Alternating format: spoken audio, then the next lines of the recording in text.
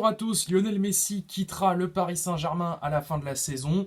Et donc, pour boucler la boucle, on va analyser son passage dans la capitale. J'ai eu l'idée de cette vidéo parce que sur Twitter, il y avait beaucoup, il y avait beaucoup de questions qui revenaient par rapport à lui. Et l'une des principales, c'était si vous deviez décrire le passage de Lionel Messi au PSG en un mot, qu'est-ce que ce serait? Et moi, le premier mot qui m'est venu à l'esprit, c'est le mot échec.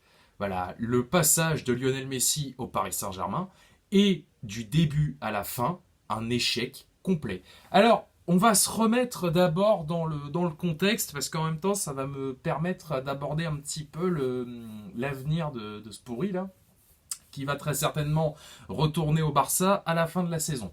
Donc, il y a 2 ans, le Barça n'a pas eu les moyens de le prolonger, problème de thunes, masse salariale, etc.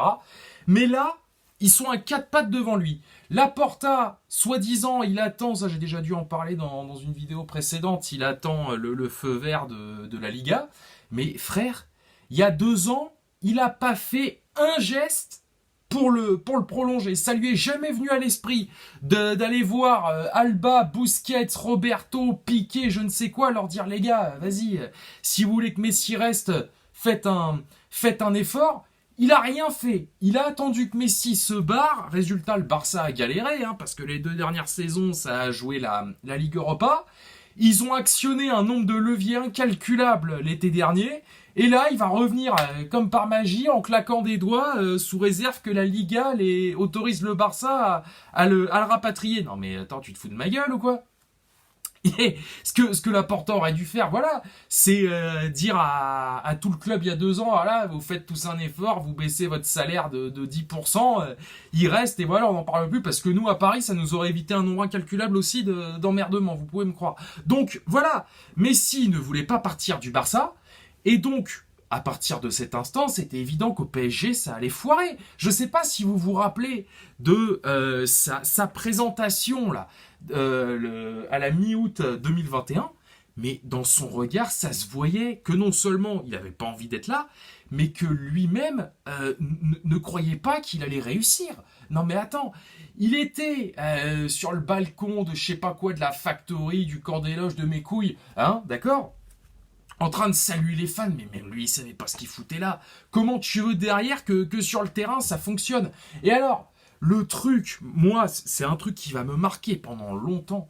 Le fait qu'il ait attendu le mois de novembre 2021 pour marquer son premier but en Ligue 1 et que il ait terminé la saison 21-22 avec 6 buts en championnat, ça m'a traumatisé. C'est là où j'ai compris direct qu'il en avait rien à battre, que le PSG il s'en foutait totalement. Et pourtant, combien de fois je me suis battu sur les réseaux sociaux avec des léosexuels, etc., qui m'ont dit mais t'inquiète, saison d'adaptation, ça fait 20 ans qu'il est dans le même club. Mais non, ça c'est des conneries. L'adaptation, j'y ai jamais cru. Et même l'été dernier, quand il était bouillant là, qui mettait des triplés à chaque match, enfin les triplés, je suis un enculé, mais tu vois ce que je veux dire. L'été dernier, il s'est bougé, etc. J'ai dit à qui voulait l'entendre, ne vous inquiétez pas, c'est pour la Coupe du Monde, c'est terminé. Après la Coupe du Monde, c'est terminé. Personne ne m'a écouté, on en est où aujourd'hui? Et là, oui, alors, c'est un moment parmi tant d'autres, mais là où j'ai vraiment su que c'était un flop, c'est contre le Real Madrid. Contre le Real Madrid, alors il y a plein d'éléments à prendre en compte, sur le match retour, parce qu'on peut se dire, avec Navas titulaire, peut-être que c'est pas la même chose. Alors Marquinhos il s'est chié dessus, Donnarumma c'est pareil, mais le point de départ, c'est son penalty raté à l'autre. Il met son penalty au parc, on mène déjà 2-0 en arrivant à Madrid, c'est peut-être pas la même sauce derrière, mais bon...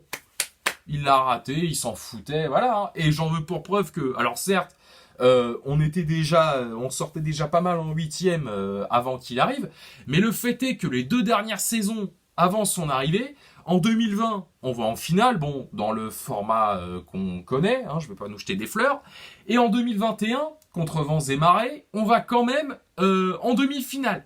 Il arrive, là, on est encore sur 2 huitièmes de finale d'affilée. Alors, c'est pas le seul problème, c'est une grosse partie du problème, on va pas se mentir, aussi bien sportivement que financièrement. Mais voilà, on a régressé d'autant plus en Ligue des Champions avec lui, hein, depuis qu'il est arrivé, qu'avant. Je suis désolé, les faits sont là. On fait une finale et une demi avant qu'il arrive, il s'est pointé, 2 huitièmes de finale d'affilée. Voilà, et alors là, la cerise sur le gâteau, l'apothéose, c'est ce qui se passe en ce moment. C'est ce qui se passe en ce moment, c'est le fait que il a été suspendu pendant 2 semaines, ça j'en ai parlé, mais surtout, est-ce qu'il va rejouer ne serait-ce qu'un match? Personnellement, je ne pense pas, bon, ce serait pas une si mauvaise nouvelle, hein. Donc voilà, ça aura été un flop du début à la fin. Il y a pas à chercher plus loin. Alors, ce ne sera toujours pas le pire transfert du Paris Saint-Germain sous QSI, mais si là, parce que j'avais fait un top 10 il y a juste avant qu'il arrive, à l'été 2021, je crois, des pires transferts du Paris Saint-Germain sous QSI, si je devais le réactualiser aujourd'hui, ce que je ne ferai pas d'ailleurs, Messi, il est top 5 minimum. Alors podium, je suis pas sûr parce que bon, il y a quand même Meunier, Kehrer et Buffon qui seront toujours là. Mais oh la vache, c'est l'un des pires transferts du Paris Saint-Germain sous QSI. Heureusement que en termes d'indemnité de transfert, on n'a pas déboursé un rond pour l'avoir parce que si en plus on avait dû payer le Barça, si on avait dû l'acheter lui pour qu'il vienne chez nous avec les résultats qu'on connaît, ah bah putain. Donc voilà, non mais ouais, un échec de bout en bout, hein, c'est ahurissant. C'est ahurissant et lui, aucune réaction, il s'en bat les couilles. Voilà, il se fait insulter son arbre généalogique, il dit rien. Il en a rien à foutre. C'est ahurissant. Voilà, le fait que, donc non seulement le fait que voilà, il réagisse à rien, le fait qu'il choisisse ses matchs, parce que ça c'est pareil, hein. L'année dernière c'était monnaie courante, hein. L'année dernière, vas-y, hein, ça choisit ses matchs, il tape des road trips en Amérique du Sud, voilà, soi-disant le mec, combien de fois il a été testé positif au Covid, alors qu'au Barça, pendant 30 piges, jamais malade, jamais blessé, que dalle, hein. Chez nous, vas-y, les blessures, les tests positifs au Covid, ça sortait comme des petits pains. Donc voilà, c'est aussi un élément qui fait qu'il en a jamais rien eu à foutre.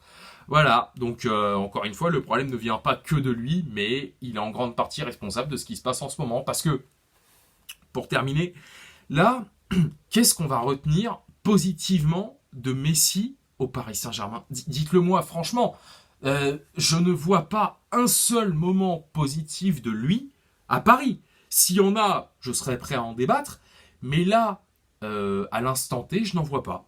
Donc voilà, les seules choses qu'on va retenir de Messi au Paris Saint-Germain, c'est d'avoir attendu 3 mois pour marquer son premier but en Ligue 1, les 6 buts au terme de la saison 21-22, le pénalty raté contre Madrid, le fait qu'il ait choisi ses matchs quasiment tout le temps, et la fin, voilà, la suspension pour son voyage en Arabie Saoudite. Voilà, c'est tout ce qu'on va retenir de lui, c'est tout, et rien d'autre. Voilà, qu'est-ce que vous voulez que je vous dise, hein, on aurait dû y réfléchir à 2 fois, voilà, avant de foncer, de se dire que c'était un bon élément marketing, etc. On aurait dû y réfléchir, on aurait dû le laisser dans sa merde. Peut-être qu'aujourd'hui, on n'en serait pas là. Voilà, c'est tout. Moi, j'en ai terminé. Bonne fin de journée. Sortez couverts, évidemment, hein, et banzai.